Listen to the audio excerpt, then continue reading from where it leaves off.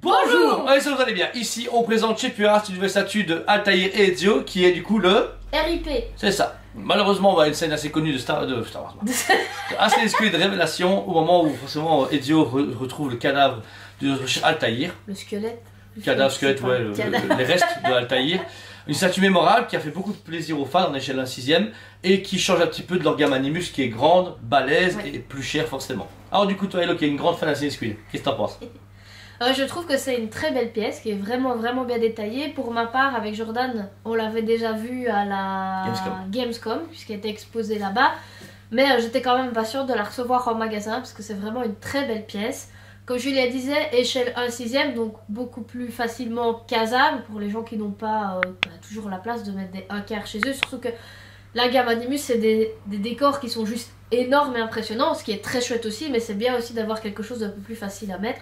Surtout qu'en plus, un des personnages est assis et l'autre est accroupi, donc ça prend encore moins de place, quoi. C'est ça. Donc ici, on a le fameux Ezio en version révélation, son costume original, où il est accroupi. Le travail est très beau, très détaillé et très texturé aussi. On a vraiment la texture du costume qui est très bien poussée au niveau de la peinture et au niveau de la sculpture. Enfin, avec Puras, pour l'instant, commence beaucoup à s'améliorer. Au début, les statues paraissaient un peu plus, pas plastique, mais un peu plus simple. Kit. Des fois, les trucs en fait, c'est qu'il y a du plastique qui se mettait, les aimants étaient pas trop forts. Il y avait une sorte de négligence. Ici, c'est de la résine et du mix média. Donc Ça, il y a quand même pas que de la résine. Franchement, c'est super beau. Le visage d'Ezio, bon, il est bien réussi en fait. Ouais, en fait, pour une fois, il est bien réussi. Le visage est bien réussi, mais comme il a la tête. Ouais, mais c'est bien, parce que rappelle-toi, les collecteurs de chez Puras qu'on avait chez Assassin's Creed, c'était. Oui, mais c'était du PVC, c'est pas. Voilà. C'est de la résine. Donc là, le travail est super cool, la position est chouette, il est accroupi, on a son vêtement qui déborde un peu du socle pour vraiment donner cet effet scénette arrachée du moment du jeu vidéo. Ça, c'est vraiment très fort. La couleur est très. J'aime beaucoup la couleur et les détails donnés pour le personnage. Les gravures sur le drapé sont extrêmement bien faites, que ce soit sur la capuche, que ce soit sur les brassards, que ce soit sur les pièces d'armure, que ce soit sur la veste. Tout est en relief et tout est parfaitement maîtrisé et dessiné au niveau du...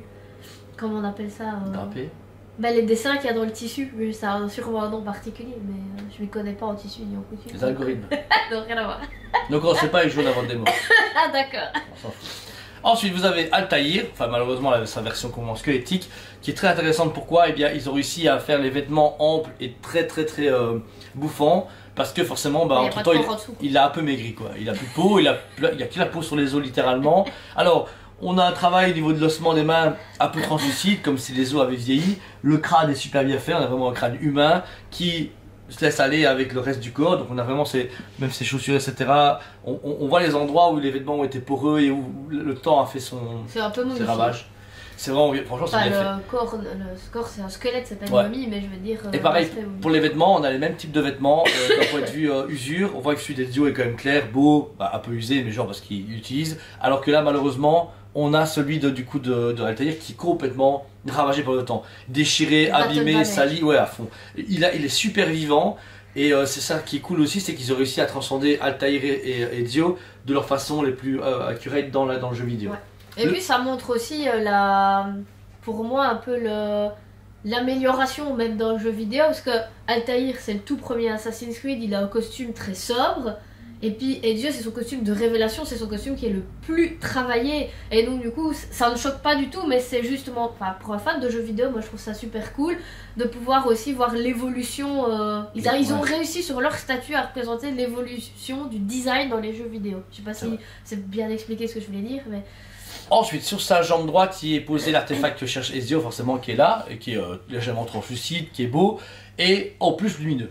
Ils ont mis un système du coup de pile dans la chaise, et vous avez un bouton l'interrupteur est en dessous de la chaise. Par contre, il ne faut pas appuyer trop fort. Si vous arrivez comme une brute, la chaise risque de se soulever un petit peu du socle. Et il suffit simplement d'appuyer sur l'interrupteur ici. Du coup, les piles sont en dessous de la chaise également. C'est ça. Donc là, vous avez la lumière. Alors, ici, malheureusement, comme il y a tout ce qui est éclairé, c'est moins fort, mais j'ai vu beaucoup de photos collectionneurs où quand vous mettez un pénombre, en fait, la lumière éclaire Ezio et Altaïr de façon un peu plus. C'est un peu mystique. Cérémonial, ouais. Cérémonial, ouais. Le seul top là est très bien, il n'était pas nécessaire, quand vous l'éteignez ou vous l'allumez, ça change rien. Mais l'avantage, c'est que sur pile, facile à allumer en 5 secondes. Le mettre un câble ou des piles dans le socle, ça aurait été super chiant. Et c'est bien pensé. La logistique est hyper bien pensée. La chaise en elle-même, bien travaillée. Un bois usé, un bois cool avec un peu de tissu usé également. ils ont fait ce qu'il fallait. Franchement, c'est une statue étonnante et même qui a été comme ça, sortie de nulle part. Dire voilà, on fait un diorama à 6ème. Et oui, c'était pas attendu. Quand ils ont annoncé qu'ils faisaient un diorama à 6ème, tout le monde a été un peu surpris. S'est dit d'accord, ok, pourquoi pas, on verra bien ce que ça donne. Et au final, moi je trouve qu'on est quand même bien surpris. Justement, ça ouvre peut-être les portes à faire beaucoup plus de dioramas à 6ème, beaucoup d'assassinats, ou par exemple, on a Connor qui arrive sur un anglais, comme la première statue, mais un combat où il est au corps à corps, ou je veux dire, Edward qui est en train de tuer des pirates.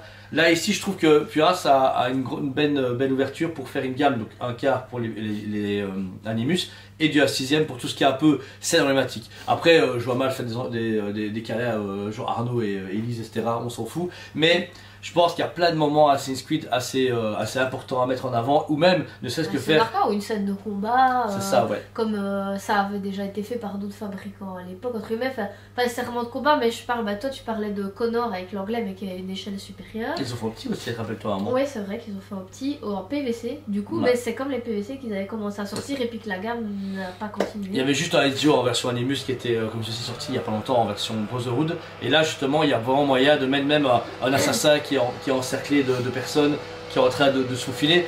Il y a beaucoup de potentiel, il faut juste voir s'ils sont capables de se dire ok on va à fond et tous les ans ou tous les 6 mois on propose une nouvelle statue à 6ème. Moi je dirais tous les ans, pas tous les 6 mois parce que s'ils continuent la gamme 1 quart, s'ils en parallèle, du 1 quart et du 6ème en parallèle, ça va être beaucoup. Pour les gens qui achètent tout, ça va être beaucoup, oui. Limité à 1250 exemplaires au monde pour la régulière et la version exclue est à 250 pièces au monde, donc en tout il y a 1500 pièces de ces statues là.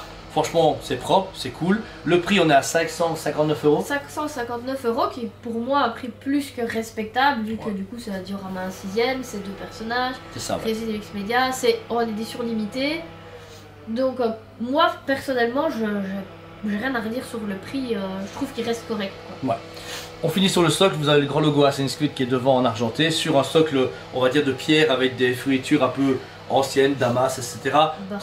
Franchement, qui donne vraiment bien. Le forme de losange comme ça, et c'est un losange ou c'est un losange? Oui. C'est pas un losange, mais non, il y a plus que 4 coins. C'est pas un losange. Un hexagonal losange. On va voir les cours de géométrie. C'est un hexagone, et tiré. Voilà, c'est ce que j'ai à dire.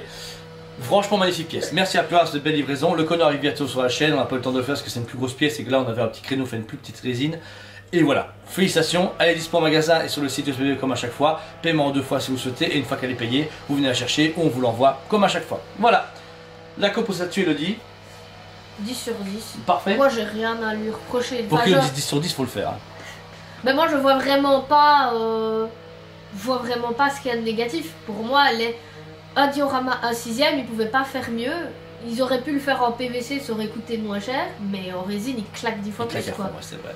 Voilà. Donc, moi pareil, incotable, super cool, franchement j'ai aucun reproche à faire sur la statue et c'est même juste dommage qu'on n'a pas plus. J'aurais voulu, comme nous souvent dans la vidéo, on en a une, ben quand l'une sort, écoutez, voilà, ça viendra. Ouais, mais le truc c'est que les gens ils aiment bien les one shot, mais des fois ils aiment bien ça où ils vont dans leur collection. Il va y avoir un système de teasing à chaque fois pour la prochaine qui sort dans un an, on s'en fout, hein, et ben, ça aurait été cool pour cette fois-ci. Donc voilà. Merci à vous tous encore une fois, n'hésitez pas à mettre un commentaire à cette vidéo parce que vous avez pensé à la statue Altaïr et Ezio de chez PureArt. Merci à vous tous, abonnez-vous si ce n'est pas déjà fait, on vous aime beaucoup et on vous dit à très bientôt. On vous aime beaucoup et on vous dit à très bientôt.